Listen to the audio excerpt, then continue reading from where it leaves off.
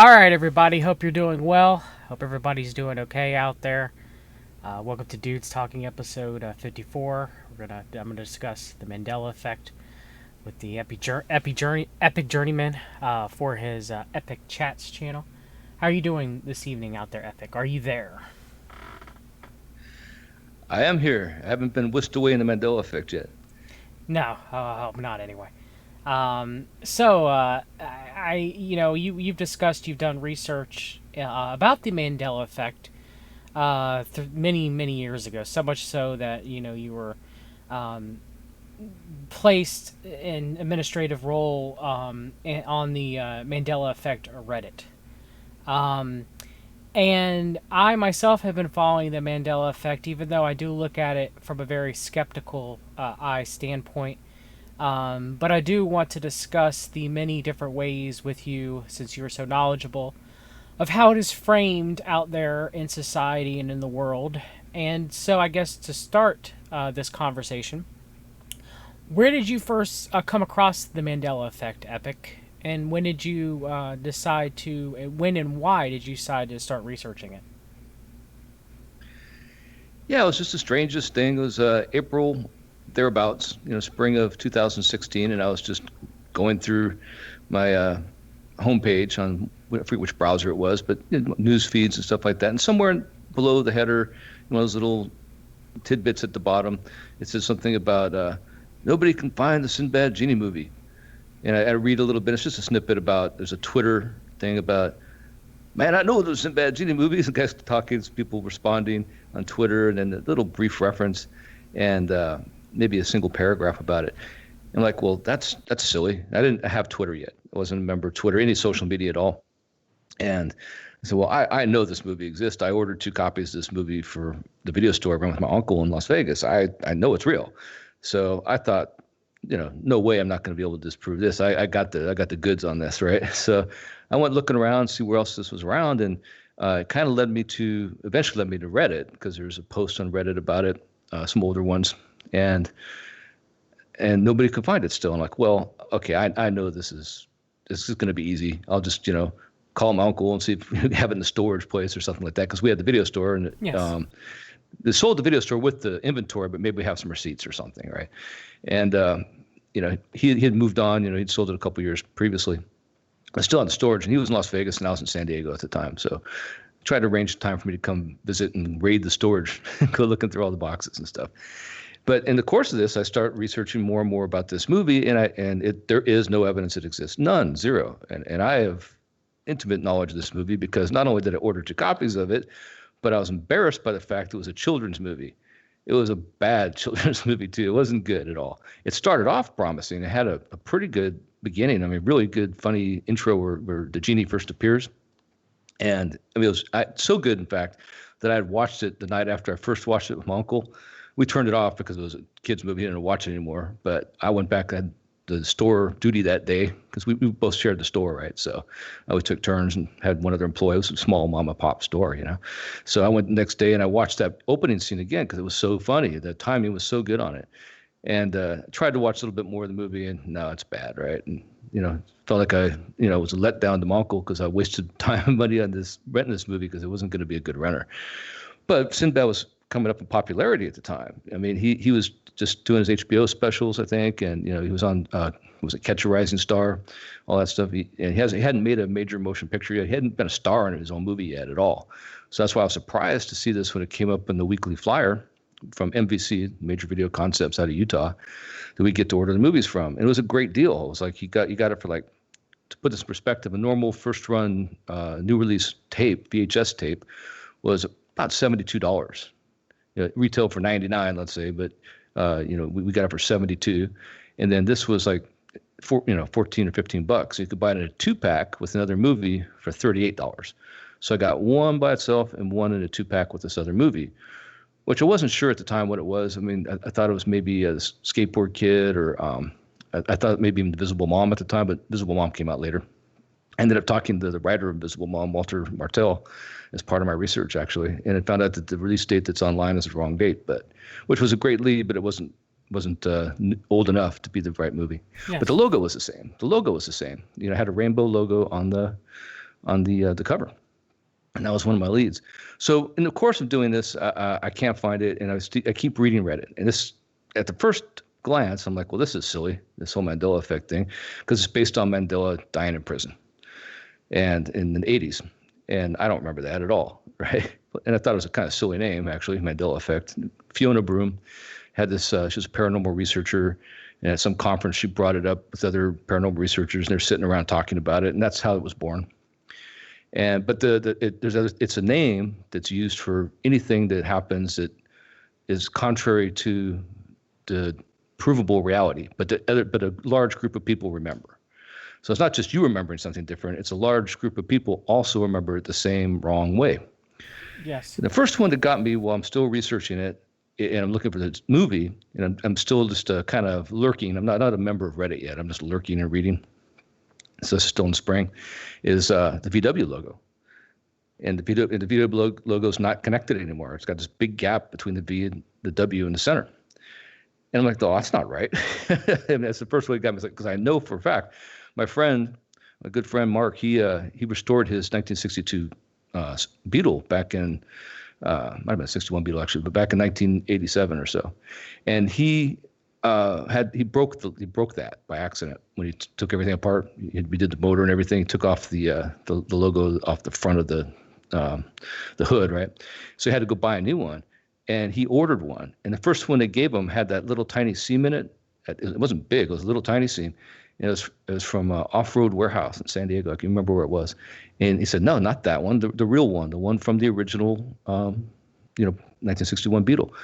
And a couple weeks later, he got it. No break in it. He got it. Now, did they make that from, some other third party, or is that the real one? I don't know, but I know that at that time, definitely it was connected. And I even remember some conspiracy kind of stuff work done by Freeman, the Freeman perspective, where he makes this analogy way back years ago about the actual VW logo being Vav, from the Hebrew, and the three V's intersecting like that makes 666. So he wouldn't have made that analogy if they didn't cross. You know what I mean? So there's kind of they call that residue in the Mandela Effect community. But anyway, that was the first one that got me. Then, of course, Chick-fil-A, because we used to always joke about it being chic-fil-A, right? Because it was, Yes. Yes. yeah. So I'm like, and one day I was walking with my sister. She lived in Temecula at the time, at this mall in Temecula. And all these things kind of hit at one time, where I'm walking the parking lot. I see the VW logo. And somewhere along the line, we saw Chick-fil-A with the K, then J.C. Penney spelled wrong. These are all logo things. And it just hit me that, this is there's something to this. This is real. And it got that sense of, what do you call it, cognitive dissonance there for a couple minutes. So I went back, and this is in June, and that's when I joined. I joined Reddit. And I wrote up my first post. Not my first post. My first post was about it being a psyop, actually. It got deleted by the moderators. But my next post, that was a pretty lengthy post at the time, was, for me anyway at the time, was Sinbad Genie movie complete analysis. And I wrote up everything at the time that I remembered about the Sinbad Genie movie. And that really took off, actually. It got a lot of attention. So you take it from there.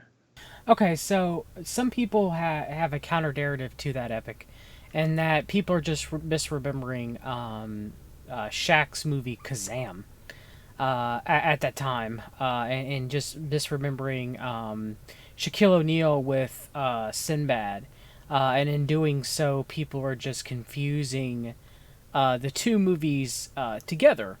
And now the counter narrative to that is my father was a very big Sinbad fan. I remember he had a cassette player, and he would listen to Sinbad Brain Damaged on it. And my dad went to see Sinbad on a few of his comedy tours, and I remember as a kid watching Sinbad's. He had a very short run television show. I think it was just called the Sinbad Show, if I remember. That was on Fox, and then eventually watching First Kid, and going to the movie theaters to see it with my father. It was not a good movie, but my dad was a very huge fan of Sinbad and his comedy. I remember infamously, I'm gonna get my belt, and everything like that. talking about his father, Sinbad talking about his father. So, for me, I could say that I remember Kazam and I remember Shaquille O'Neal. All right, but I can also kind of remember making a Sinbad movie separate from that, kind of like a B movie version of Kazam. Now, I don't know if it's just me misremembering it. I don't know if it's just me equating the two, because that's what most people say with the Mandela effect. And we'll get to what, how they manipulate. Like if you Google Mandela effect on Google, it just brings you up to false memory, and false memory is kind of like a trigger. And we'll talk about that. Why doesn't it just go to a separate Mandela effect page on Wikipedia? You know, and I find that very suspect. But there's certain things that I've always raised an eyebrow in, things that I remember, like bear steen bears instead of bear stain bears. I remember having the bear steen bears books when I was a kid, but it could just been misremembering. So what do you say to those people? And then we'll circle back to furthering your investigation on trying to figure out if the Sinbad movie was a real movie. Yeah, so at the time when I first joined Reddit in 2016, that became kind of the hotbed of activity for the Mandela Effect. There's only, I say only, but 26,000 subscribers, I want to say, basically at that time. I think it's up over 150,000 now, but it wasn't still a mainstream thing. It hadn't really, caught on like it is now. There's one or two videos maybe out there on YouTube, a couple, but it wasn't like it is now, or it's flooded with them. And what the people used to say, the moderators at that time, and a lot of the skeptics who kind of really ran the roost on the Reddit subreddit rather at that time would be, yeah, it's all confabulation and false memories and all this stuff. And of course, the people who experienced it would say, no, how could anybody? None of us know each other, and yet we have the same wrong memory, right? How can we all have the exact same wrong memory? Right. So that became the major point of contention. And as time went along, I mean, obviously more people got involved and were able to get their opinions out, and more of these things got discovered. So 2016 was kind of the floodgates open. That was the magic year of the Mandela Effect in such a way that it became more well known. I mean, more and more people really got into it. And a lot of what we know now about it, the effects that are touted the most often, came from that period of time. And it went on through 2017, 18, 19, on to this day as well, but particularly, a flurry of activity in 2016. And so for the people who didn't experience it, what I can tell you is it's not the same thing like to learn about it watching a video or something. It wows you. It wows you when you find out on your own. You just happen to, because it's wrong. You look at something like, okay, misspelled words are a big thing that, a lot of people have a hard time with, but, and rightfully so, because sometimes people are just bad spellers. But the word dilemma with N-A at the end, dilemma, right? Dilemma, right? Everybody I know in California when I grew up, including all my relatives now, they all learned it that way. And I learned it that way. And the reason I learned it that way specifically is because it was a trick word. It was a trick word. You had to know that, right? And so you can't tell me it wasn't that way and that I didn't learn it that way. And not only that, but everybody else I know knows it that way. Well, how do we all remember it wrong then? And they can give you the etymology of the word and say, yeah, it means ram's horns or something like that, and that's why it's spelled that way, and all this other stuff. That is not a convincing argument to the people who experience it. Or another one, a good one might be something like Stouffer's stuffing. Stouffer's stuffing. Now, the people who remember this, they remember it. I'm one of them. I'm totally one of them. I got sent back to the store as a kid for bringing the wrong stuffing home. I got the Kraft stuffing. Oh, my mom was mad, right? I had to go back and get the right one, right? So that's a pretty vivid memory of mine. And it was Stouffer's. Now, and to this day, I remember that being the far superior stuffing mix. Well, supposedly it never existed. Well, that's just not possible. You know what I mean? So for it to happen to you, that's things like that happen to you. And that's the basic premise of the Mandela Effect. It happens to you. It's not something you go looking for. It happens to you. And in modern times, I mean, one of the things that got people going, for example, is the missing hiker emoji, right? I mean, that's something that's relatively new. It's a millennial thing or beyond, right? It's not something for us old fogies like I am. I won't put you in that category. I'm an old fogey, but Yeah, so that's something relatively new, right? Emojis have only been around since the emoticons since the 90s, I want to say. So where'd that go? They could describe it. Everybody can describe it. The guy with the staff and the shorts and the hiking boots on, Yeah. walking along the trail. Never existed. Never existed. Not, doesn't exist. So depending on your generation, some of these things will affect you harder than others. Like a lot of people who are big fans of Kurt Cobain, uh, his missing pink fluffy feather, or you know, not really feather, but whatever you call that kind of jacket, right? Kind of just a fluffy jacket with a kind of a hair jacket or something like that. It's really fluffy, like almost like a mink stole almost kind of material, but kind of obviously grungy, right? With his white sunglass, white frame sunglasses and all that. There's this big poster that people remember having, and people who are big fans of Nirvana, they insist this thing was real. It disappeared. It doesn't exist, and that's a strong effect. So you can divide these into things that are considered strong effects. The people that are really affected by them are affected by them super strong, and that's like one of them for the people who experience it. Or PCH, Publishers Clearinghouse, having Ed McMahon, and that just they wow you. I mean, if you knew your whole life it was the other way around, you find out it's not that way, and you can find no evidence of it. I mean, there's that I describe it as cognitive dissonance, but it's kind of a different sensation. It's almost like this deja vu realization of a synchronicity kind of sensation. I don't know how to describe it, but your head just kind of spins backwards, or you're kind of disoriented, just basically wowed. That's the only way I can describe it. If you have that sensation, then you've really experienced the effect. If you haven't had that sensation, you just thought about it, basically materialized it in your mind's eye, but you haven't really had the experience. The experience is actually something that happens to you. And that's why they call it an effect. So that part of the terminology I agree with. They should call it an effect because it does affect you. It affects you but it's the effect that it has on people. Mandela Effect, I wish they give it a better name. But yeah, so that's kind of it. Yeah, my wife is a huge Nirvana fan. She was she doesn't listen, she don't really listen to them now, but when you're a teenager, you have different tastes in music. I was a Linkin Park fan. Please don't destroy me in the chat for enjoying Linkin Park. It was a sign of the times. All right, I grew up and I was a teenager in the early 2000s. But that feather boa picture that you're talking about of Kurt Cobain, right? Like she swears that that's a thing, because she loved Kurt Cobain and knew everything about him and everything like that, and when you go look it up, it's not there anymore.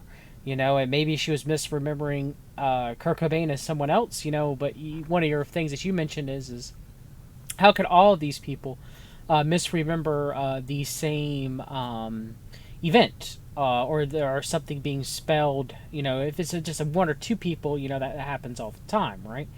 And of course, you and Jimmy Jean from Into the Microcosm have talked about like agreement realities. Everybody has an agreement reality that, for example, the spelling of Chick-fil-A, of how certain people remembering it with the K and some people remembering it with not the K.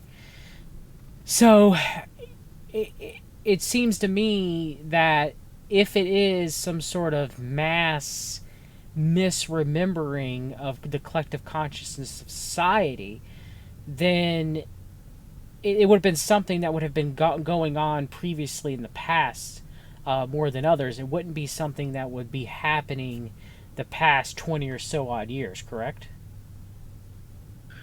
Right. I mean, you'd be able to find it going back throughout all of history. I mean, if it's a matter of just whether it be Jung's collective subconscious or what we call the collective conscious mind, it's a phenomenon that should trace everywhere human beings have ever lived. I mean, it should be on cave walls. You know what I mean? It doesn't. I mean, the earliest I can really find personally, and I'm sure there's other ones that I experienced, was in 1987, and it was about the Wizard of Oz. This before it was called the Mandela Effect, obviously. And a good friend of mine, we'd been up all night because I was going to go. I was working on a job where I deployed to sea. I was a civilian, but I was going on a Navy ship for a deployment, and I had to be there at 7 a.m. But so we just stayed up late and stayed up all night. And she was talking about, I just found this thing with the Wizard of Oz. I'm like, well, what? And she was like spooked about it. And this is way back then. remember the good witch Glinda? She asked me, and like, yeah, oh yeah, And she asked me to describe it, and I said, well, yeah, she comes down, looks like blue and gold bubble, and she manifests, and she's got the little like crown and the star wand and all that stuff, and she's wearing this kind of aquamarine and green kind of veiled dress, like Mm-hmm. layers of veils and stuff like that. And she goes, yeah, that's what I thought too. I'm like, it's not, right? She says, no, it's pink. Like, no, man, no, it can't be. And of course, back then I didn't have the movie or the time to go watch the video or whatever to see it for myself. But then later on I did, and sure enough, and there's no evidence it's ever been any other way. That may not be a big one to a lot of people, but it was to her, and it actually is to me because, yeah, I described it exactly the way she remembered it. Well, how could I describe it the way she remembered it if there's no evidence that it ever existed that way before, right? That's the dilemma, no pun intended, with the effect. But is it a possibility? I guess one last thing, and then I want you to continue telling us your investigation into the Sinbad Genie movie, which some people title it Shazam, instead of Kazam. But what if it's just people who these certain things that they remember in the Mandela Effect? What if it's just them certain things that these people held dear to their heart? Like my father and his love for Sinbad, and I liked Sinbad too growing up, or the Berenstein books. I had many of them. I remember them. I not fondly, I guess, when I was a kid. I wasn't obsessed with them or anything, but I have good memories of myself being a child. Or my wife, loving Kurt Cobain and being obsessed with him as a teenager, and remembering that. Is it just, it could it just be that it could it just be that people are just pay attention to these certain things, and that, or they have fond memories attached to these certain things, almost very similar to like the Dunning-Kruger effect, and that if I buy a silver Chrysler Pacifica, for example, and now I see silver Chrysler Pacificas everywhere because human beings have a good way with pattern recognition. That's how God made us. So you understand what I'm saying? Because that's what the detractors are going to say. Ethic, is it just and is there any truth to that, or is it, or will you get to more about that it's not only just that? You know what I mean? So that's, I guess, one of my questions. Yeah, if you take an unbiased view of this, and I always have tried to, you'll see things that are examples of that of confabulation in particular, and you'll see things where the skeptics will often bring to the table examples of psychological tests that have done in the past, where you'll show people pictures of a mall and tell them they were lost in the mall, and if they could recount the experience, being with their aunt or something, it's a power suggestion thing a little bit. And then the confabulation aspect kicks in, and the subject goes ahead and fills in the blanks. And that's something that everybody kind of does. It's not just pattern recognition, but it's, we only see, I think that they have estimated 5% of the things around us at any given time. And the mind kind of just fills in the blanks everywhere else around it so we don't trip over that branch, but we're not really paying attention to the other 95% of the reality around us that their senses are intaking. So in a similar way, the mind fills in the blanks when it's suggested something, it gives it the clues. So there is a psychology to that. And another one is balloons. Do you remember that balloon ride you had when you were a kid and stuff like that? And certainly there's ample evidence to show that happens. That is not the same as let me show you the difference. Like, so in a true Mandela effect way, what'll happen is you'll say, tell me about that balloon ride you had. And the subject will say, well, the balloon was pink and gold and it had a camel's head on it, right? It was kind of a weird thing, like on the gondola, right? And we went over Bakersfield or something, right? And out of the next 10 people that you talk to, 5 of them say the exact same thing unprompted. That's impossible. You know what I mean? That's impossible. They either were in that balloon. There was no suggestion. They brought that up on their own, and that's the undeniable mystery behind the Mandela effect. That's the one thing that's you just can't really describe it. You can't discount it, because in the Sinbad Genie movie is a great example of that, because people who remember some of the plot details remember the exact same plot details. So that's not something that. And they're so different in the movie Kazam. Maybe it's a good point to circle back to that.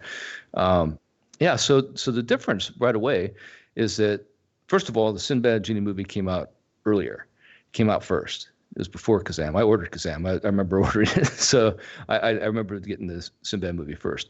But the second thing about it is it was a family movie. It was a kids movie, and it featured two children. It was the older son and his young sister, who's probably like 5 years old, and then the single dad. And the single dad either recently divorced or a widower. And I got the impression that the mom had died. I mean, I don't think that was ever specifically said in the movie. It starts with kind of like moving van out front, moving in the house or moving things out of the house. There's moving going on. And that's where these objects come out. And this sea chest is among them. Or not a sea chest. It's not really a sea chest. It's a, what do you call it, steamer trunk. And there's all this stuff in the steamer trunk. And among the stuff in the steamer trunk is this lamp, right? And so that gets put up in the attic. Right now, the steamer trunk. They look at that stuff in the living room. And when I first remembered it, I thought that the event took place in the living room, but it didn't. It took place in the attic. And these are the kind of things where you could say, well, confabulation made you think of that later. Fill in the blanks, right? The thing is, when other people remember this movie, they also talk about the two kids and they talk about the single dad.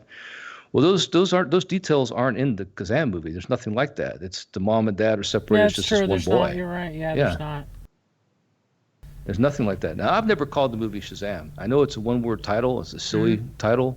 And I've always thought it was something, don't quote me on this as being the title, but something like ingenious, like in-genie-us, which might have just been a comment on Or the tagline. critics review. Or tagline. A tagline, yeah. Yeah. Yeah, like a tagline.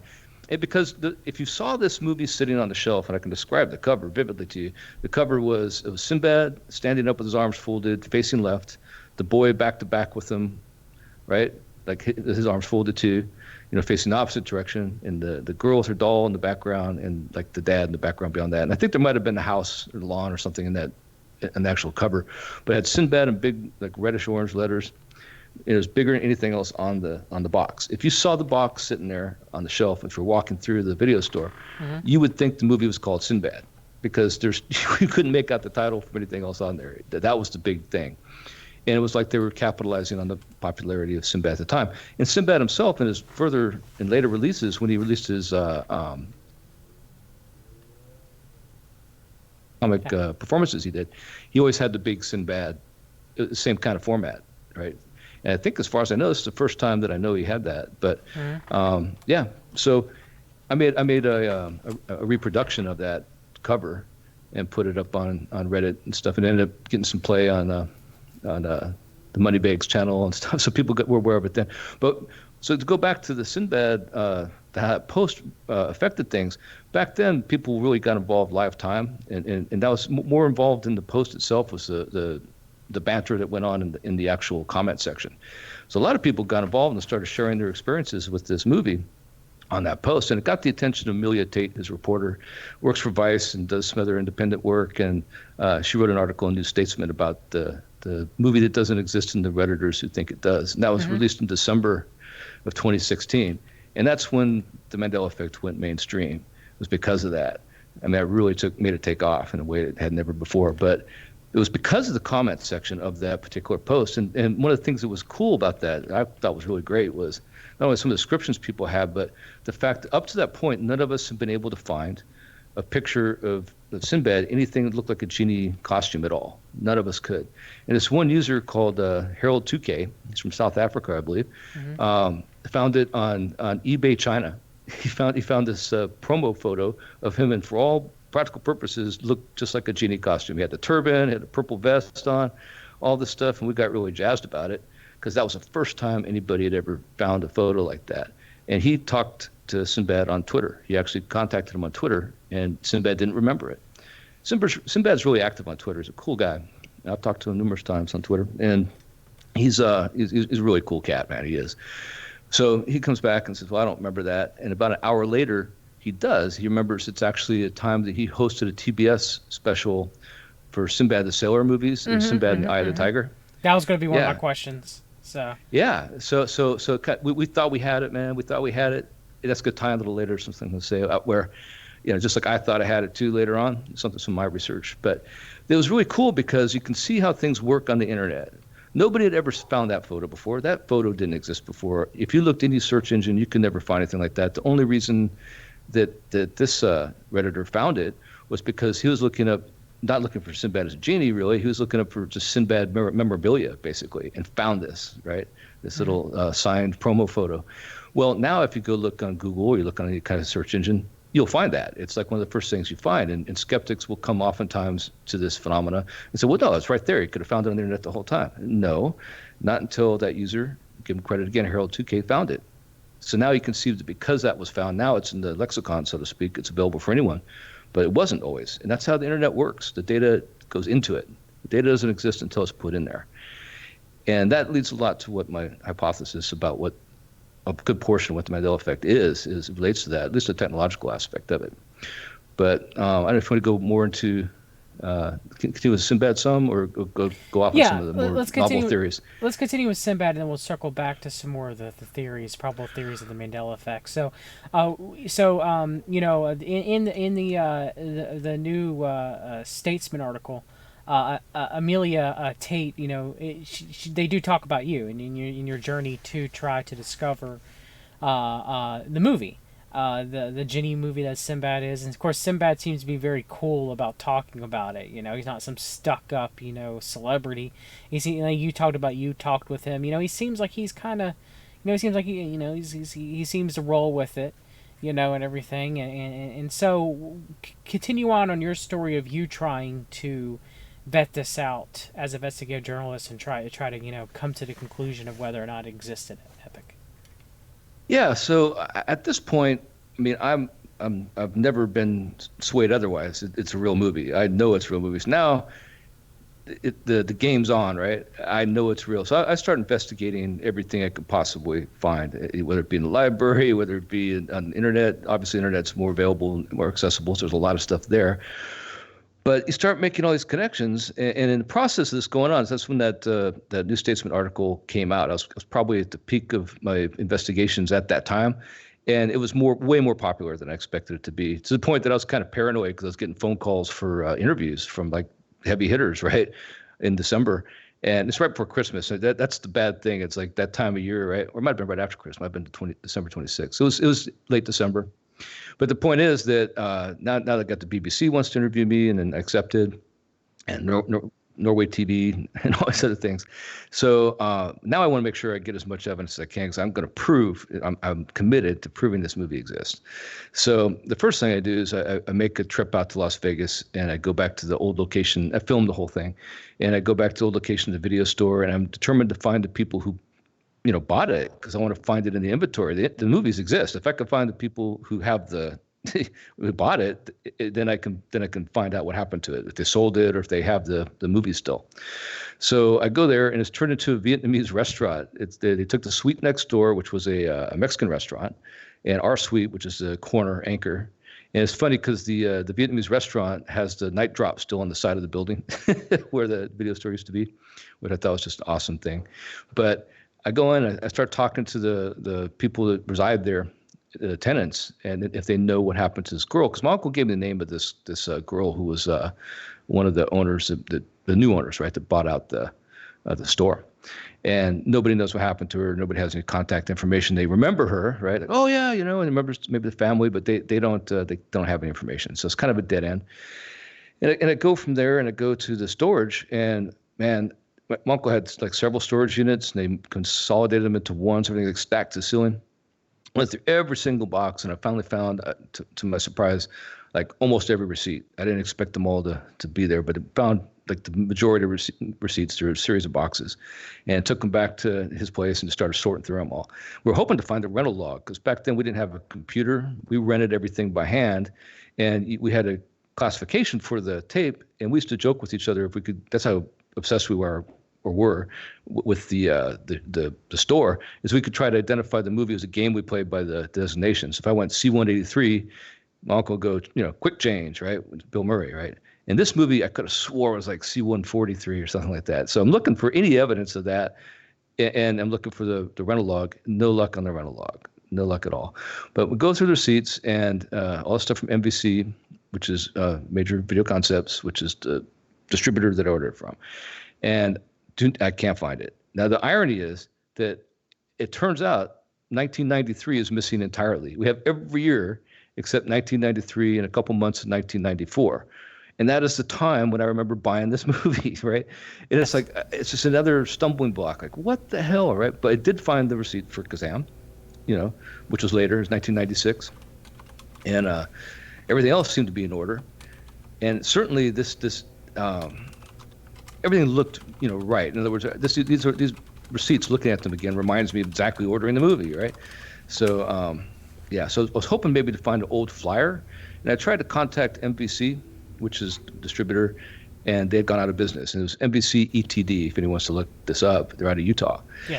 And so another dead end. But in the course of this, now this is when the interview with BBC happens. And I've been contacted by College Humor to do anything I could remember to write a screenplay, a script for the discovery scene of the Sinbad Genie movie. Now, at the time, I didn't think of College Humor like being College Humor, which is actually a famous group of actors and writers. I thought it was actually a college student trying to write something for his class. Yeah. So I told him all the stuff, and I gave him all the dialogue and helped him out, everything. And this is in April. We did the show in April, and it premiered in April. And so right before Sinbad's parody of the Sinbad Genie movie came out for College Humor. So it worked out really good because the interview for the BBC had that footage, along with my footage of me, the audio of me going through the storage bin and all that stuff. So it really added a lot of entertainment value that way. And it was a good, Sinbad totally owned April Fool's Day for that, right? And it came out really well. But the thing about that is because it was my description and my dialogue, and it came out really close to what I remember. If you watch that, that's almost exactly right. The only difference is the girl's older one in that skit, the two kids, and in reality, the boy's the older one, the kid's the younger, the girl's the youngest. But it came out really good, and it's a whole parody of Mandela Effect in general. If you look and you pay attention, there's all these little Easter eggs for the Mandela Effect in there. So the interview happened then. That was the biggest thing, and in my opinion, I did terrible in the interview because I was so nervous, man. I stayed up all night the night before. I couldn't get any sleep. I go into the PBS studio for the interview and stuff, and it came out okay, but I could have done better, I thought. But people liked it. It came out interesting, and I continued with my research. And at this time, I decided that I exhausted my resources. I've gone to Vegas. I've gone through the storage facility. I've done everything I can do from where I'm at in San Diego. It's time for me to go to Los Angeles and start looking through public records and through court cases and things, because it occurred to me this has to be something that's legally like a what do you call it, a non-disclosure agreement of some kind. There has to be something like that involved, or it has to involve some kind of criminal activity. Not that Sinbad's involved in criminal activity. I got no impression of that ever, but that this movie is hidden for a reason, right? This movie's hidden for a reason. There's some reason this movie got recalled. And so it turns dark a little bit here because I found that the two distributors that had to be the ones that made this, because there's a rainbow logo. There's a rainbow logo. It's the only thing I can remember about the box cover and distributors. It had this kind of rainbow logo. And the only two distributors at that time that had rainbow logos like that significantly, whereas that obvious, were one called FHE, which is Family Home Entertainment, which is run by Noel C. Bloom, the producer, the owner of that company. And the other one was run by Roger Corman, and that was New Concord Family Entertainment. And at that time, the DVDs hadn't come out yet. There was only a couple VHS titles that had that logo. Yes. But the logo had been out on some other ones. If you look at it, like this is some incorrect reporting on some of the things you'll find. They say that had only come out in DVD form, but that's not true. You can go back and find some of the movies that had it. It's just when it made the transition from name escapes me, New Horizons. New Horizons became New Concord Family Entertainment, and some of those videos on VHS had that, and this was one of the first ones, if that's the truth. Because I remember the Family Home Entertainment logo being a rainbow. Yeah, absolutely. So. Yeah, and so this was my first real good lead to do some gumshoe work. So I go and I look, and I look all over the place. I look for every record. If I watch a bunch of really bad movies, I read every cast of characters, trying to find the cast, all these things. And I'm thinking it's New Concord Family Entertainment because one of the movies I thought that I got with it was The Skateboard Kid, which would work out perfectly because the attic scene in The Skateboard Kid, that looks like the same attic. It really does. It's a perfect kind of production value, special effects, all that stuff would be perfect. But nothing really worked out for them. And so I looked at Noel C. Bloom, and this is where, like I said, it turns dark. You start looking for the seedy underbelly of Hollywood. And I'm not saying this guy's a bad guy or anything like that, but he did start meeting some criteria.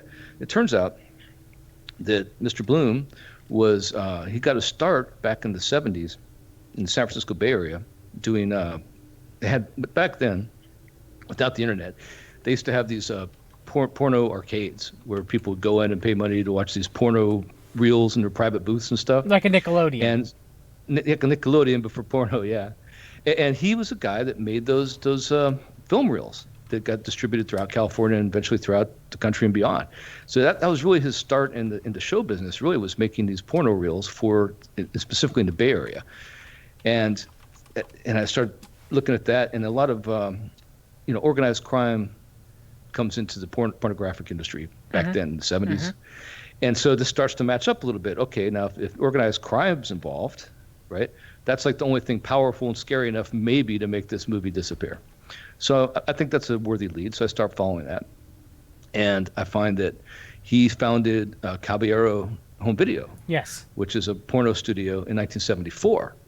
And it was originally called Caballero Control Group, CCC. Interesting, Caballero Control Group. But it had a rainbow logo. It had another rainbow logo on it, right?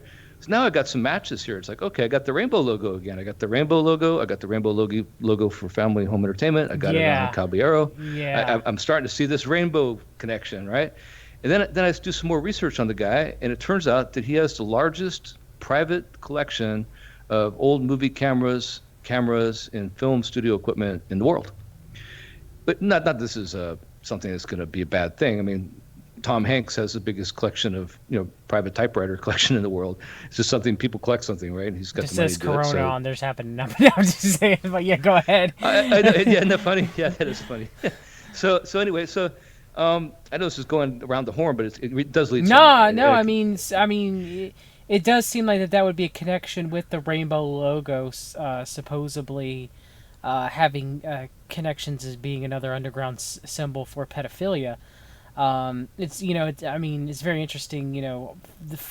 Founding Caballero Home Video, Noel C. Bloom founding that, which would be a pornographic film studio, but also later founding Artisan Entertainment. Bloom did Artisan Entertainment too, didn't he? If I remember correctly. Yeah, live. So people who don't know, like outside the video business, I know this because I was in it during the 90s, and so I already knew about a lot of this stuff. It was pretty convoluted because what happened was there was a lot of independent video studio going direct to video production companies because they were capitalizing on the fact you could go make a pretty good movie, sell it to a video store at generally low cost, but pretty good production value still, and make a ton of money without cutting out the middleman, basically the studio. So there was a ton of these independent movie studios, and FHE was kind of in the middle of this because there was Artisan and these other things. There's all these different groups. Vestron, which is a little bit better one, but it was also snapped up by it became part of Live with Noel C. Bloom. And what happened was that the studios just basically bought everybody out. The video crash happened for the producers, not so much for the stores yet, but for the producers because they wouldn't sell their reproduction rights for some of their movies as cheaply anymore, and they started losing revenue. The independents did, and they just couldn't sell enough to get it out there. So that got consolidated into Miramax, to Live, to Artisan, to Miramax. I already mentioned Miramax. Just a ton of these bigger conglomerates that were based on these indie studios, and that was one of them, right? So. And this gets us back to New Concord Family Entertainment, which was a bunch of movies that were bought out by Roger Corman. And then back to Family Home Entertainment, which is bought out by Noel C. Bloom. So this is the time frame where Noel C. Bloom as a producer is going legit, so to speak, right? Now it's debatable if you can call Caballero as adult film thing being legit. I'd say not yet, right? But he goes from there to kids movies. Now I guess he had to change of heart or whatever, but he stayed involved with Caballero too. I mean, that was his main moneymaker still. And he got into better and more meaningful movies. Well, about this time, And this is where things got interesting to me, and this is why I reached out for a private investigator. About this time, I had an ill-funded GoFundMe campaign to get a private investigator because it's just got too much for me to go beyond where I was at. I didn't have the resources personally to just keep pursuing this. But where it went was, and this is where the leads went, and I'm just telling you where the leads went, and this is where I stopped. And it's kind of, you get an exclusive here because nobody really knows this yet, not that many people anyway. And so what happened was that all these leads are pointing to it's got to be Noel Bloom. It's got to be Noel Bloom. It has to be. I mean, everything's tying to him. I mean, to be the logo, the circumstances, all these things, all the people involved. And it turns out that looking at what I recall about the Sinbad Genie movie was that it didn't look like it was like necessarily current for 1993. It looked like it might have been filmed before that. So it could have been filmed earlier, like 89, 90, 91, but just got released. And not saying for sure it's 93 because I can't prove that either, right? But that's about the time I'm pretty sure that I got it. And so I'm thinking, well, what would make it stay off the shelf? And it turned out this merging of all these independent studios and going into live and going all these other, like some Miramax, all these Artisan. That's exactly the time frame this would happen. So this would be something that was sitting on the shelf, maybe never got into post-production. That it was just somebody had in their inventory and never really knew what it was. It never went through proper editing or post production. It was just a work in progress, right? And this started to make sense to me that okay, now somebody happens to look at this movie and finds out Sinbad's in it at the time when Sinbad's career is escalating, and that the people involved aren't they don't have the rights anymore, and they can release this movie and take advantage of making the quick buck off of Sinbad, right? Okay. So his popularity. It makes sense, right? It totally makes sense. So I'm like, okay, this leads me to where it gets interesting and scary, right? Is that there's this guy that he had been working in the industry for a long time, but in music, signing music people. And he had signed the Eurythmics, he had signed Duran Duran, he had signed Menudo. And there was some controversy about Menudo and Michael Jackson and what's his name, Ricky Martin, right? Because Ricky Martin's had photos of him when he was 12, found in Michael Jackson's closet, right? Like when Michael Jackson died and stuff. I don't know if it was when he died, but it was just some kind of search thing they did. He had these photos of Ricky Martin, and Ricky Martin says he was never, sexually assaulted by Michael Jackson. But the common link was this guy, because this guy was hired by Noel C. Bloom to be the distributor and in charge of the film distribution, the video distribution stuff of live entertainment, slant, family, home entertainment. And his name was Jose Menendez. Now, if that name sounds familiar to people, it should. Jose Menendez is the man, along with his wife Kitty, who was murdered in August 20th, 1989 by Lyle and Eric Menendez, the Menendez brothers. Yeah. So now you can see why I want a private investigator and I wanted to get some help on this, right? Like, okay, if this is for real, right? This starts to make sense because they didn't get apprehended until 1990, but their trial wasn't until 1993, and it was the first televised trial on court TV.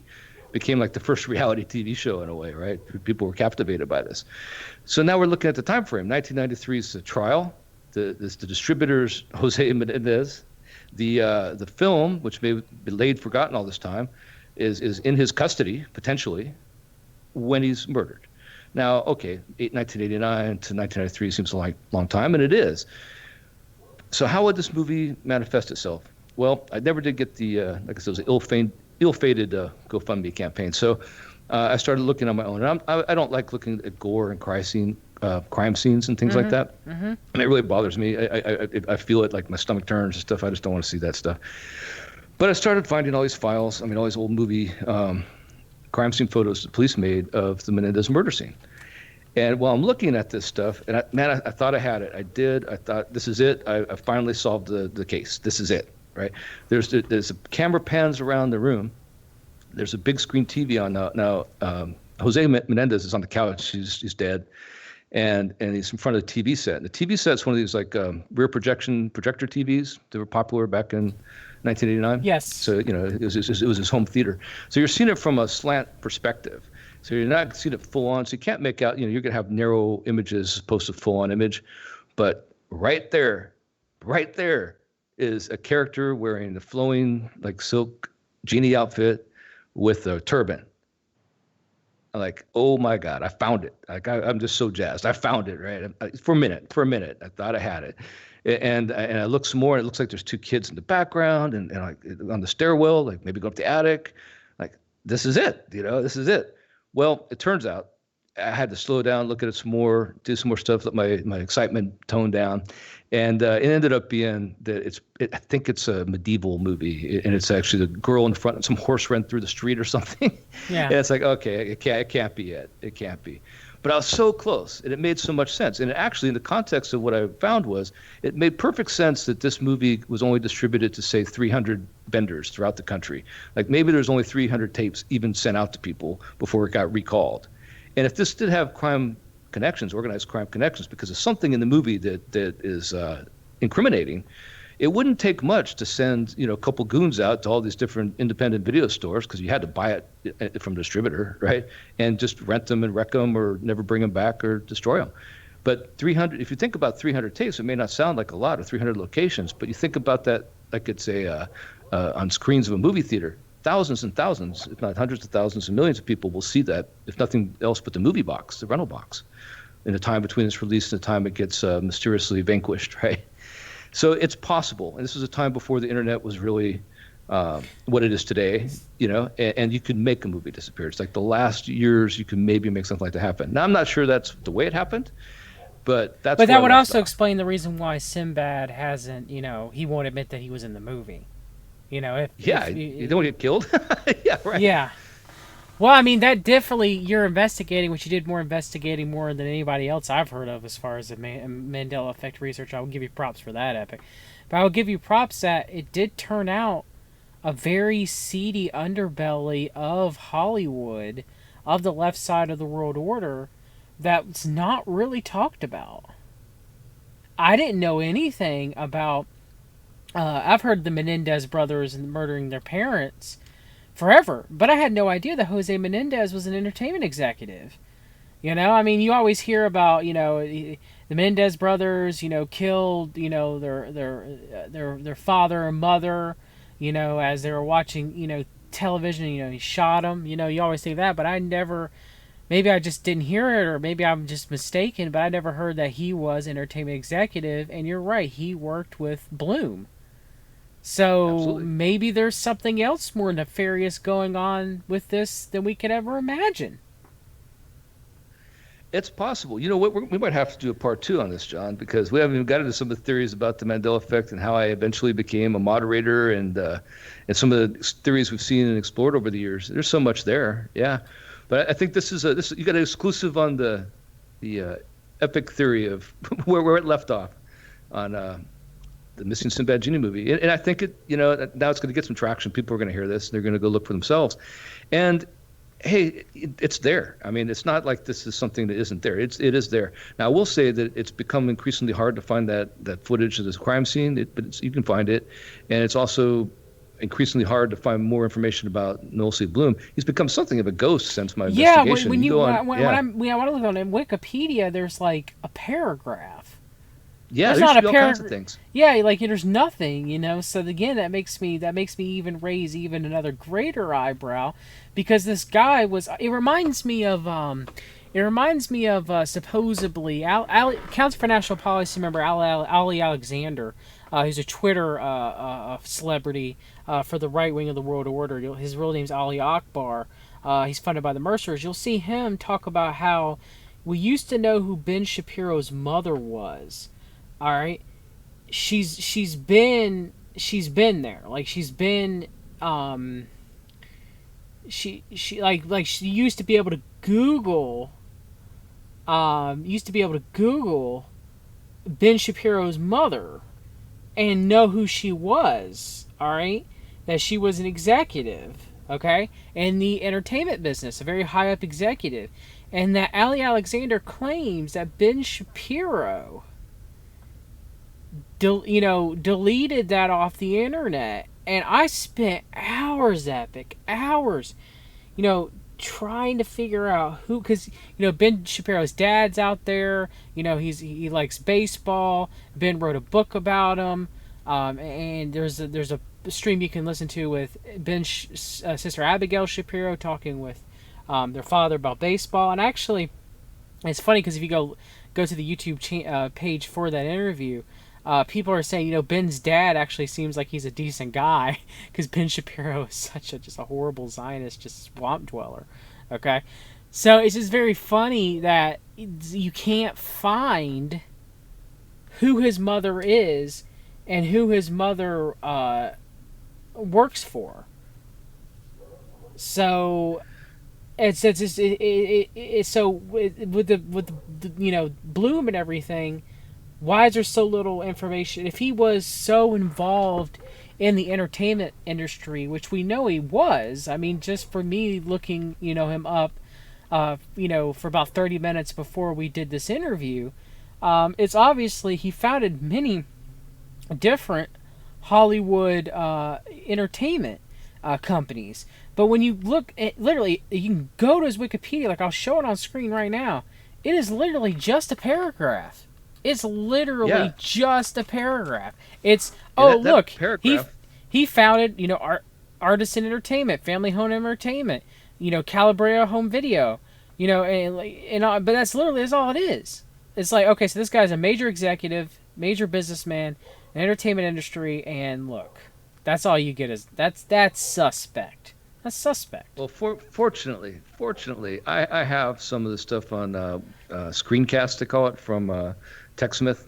You can screen capture some stuff on hard drive and some other things. So I did manage to capture some of this stuff, but he went totally ghost black. I'm telling you, like around 2017. That same paragraph you're talking about is like on almost everything, every website you find, they just quote that same one-line phrase, basically giving his write-up of who he is. Before that, there's an excerpt from a book about, that's where that came from, about him having the largest film collection, not film collection, but film equipment collection. There's a book, pretty lengthy book about numerous topics, but he's featured prominently in there about that. And so there used to be that. You could find more about him, and like I said, the how he started in San Francisco. He's an LA guy, but it was the San Francisco pornography industry that where he really got to start. And actually some of the most famous landmark people in that industry, he was, no pun intended, intimately involved with. Marilyn Chambers, and I won't go through the movies she made, but those definitely were making the porn industry mainstream at that time. They were Triple X movies. Tracy Lords. They weren't. They weren't movies. Yeah. Yeah. They were, yeah. Yes. So. Yeah. But again, you and I have done research too. Is the rainbow? Why use the rainbow? Rainbow, it could be, some people could argue, as a sign for homosexuality, making a mockery of the original covenant of Noah, put forth by God. But it also seems that it like pizza, cheese pizza for CP, or other commonly, like the FBI pictures of certain pedophile symbols. Why would you use the rainbow for your porn industry, but also use the rainbow for your family entertainment industry? Yeah, and specifically under the rainbow is a big part of it. Under the rainbow, and in the course of this, I did find some really disturbing things related to the rainbow. I saved all that data for a future date because it's not related to the Mandela Effect. But yeah, that well, maybe it is in a way, but that is really amazing. That, talk about city underbelly of Hollywood. That exposed a lot of things. And this goes to we better not get into it because we'll go a long time talking about it. And I don't want to detract from our subject matter, but just trust me on this one. The amount of research I did with Sinbad is I put almost that much into this rainbow thing because it's there. There's a lot to that. There's a whole thing about that that I don't think anybody's really addressed properly. And it's one of those things that, like a lot of these logos and signs, that when the public gets, it becomes common knowledge, it just kind of goes away or becomes less than it was at the time. Like learning Freemason symbols or something like that doesn't mean as much now as it did when it was secret, because now it's common knowledge, so it lacks its luster now. But there's definitely some things with the rainbow logo, no doubt about it. Yeah, and I mean, that story you told about the Mandela Effect and the Sinbad Genie movie is something, man. It really is. It really turned a dark turd. It went from a man trying to figure out, and I know I had this movie, when I worked at my, uncle's video store, to like the city underbelly of Hollywood. You know, like, Completely, yeah. and I And mean, I did reach out. I reached out GoFundMe account. I mean, 'cause I knew what I had. You know what I mean? I knew this needed. This is more than me. I need some help, right? And yeah, I got beat up on a no GoFundMe. Let's call it no fund me. Or no Freudian fun slip there. me. But yeah, and it turns out that yeah, you have to join Facebook to make a GoFundMe account. Yes, yes. And I prided myself on never being involved with Facebook, and I had to do it that just for that. And yeah, I was happy to take it down when I got such a reaction, such a negative reaction. You know, if my I had a bearded dragon lizard at the time. If it broke its leg, I would have had $10,000 in a day. You know, but trying just to what happens to this bad Judy movie? It might help me find the you know. That's all I was trying to do is get a private investigator to put some time in on this. Well, hopefully So you'll now be that it's able out to. there, yeah. Hopefully we'll be able to, so we'll get down to the bottom of Bloom and everything, because now you got me interested on both parts. You know, does the movie exist? Was it taken away by the mob? Was it truly a Mandela effect? Or with it having incriminating evidence on it? You know, now we got a theory separate from the Mandela in a lot of ways of things that could explain exactly what happened. But yeah, Epic, I definitely want to thank you for coming on, brother, and I definitely want to have you on again for a follow up on the Mandela Effect, if you don't mind, for us to discuss more theories associated with it, since you are one of the foremost researchers into the Mandela Effect. And it is very interesting to have you on. I want to thank you for for allowing me to interview you about it. Well, thanks for having me. It's my pleasure. Yeah. Okay. All right, everybody. That's it. Hope you guys enjoyed the show. I did. I mean, that was something else. We went from the Mandela Effect to the dark underbelly of Pedowood, as they said. So yeah, it was definitely something that I hope Epic is able to follow up on, at least to solve whether or not the Sinbad genie movie existed, which I believe that I possibly may have seen it as a child, or maybe I'm just misremembering it too. It's like everyone else's. It's possible. I don't even get to really my theory of what I thought.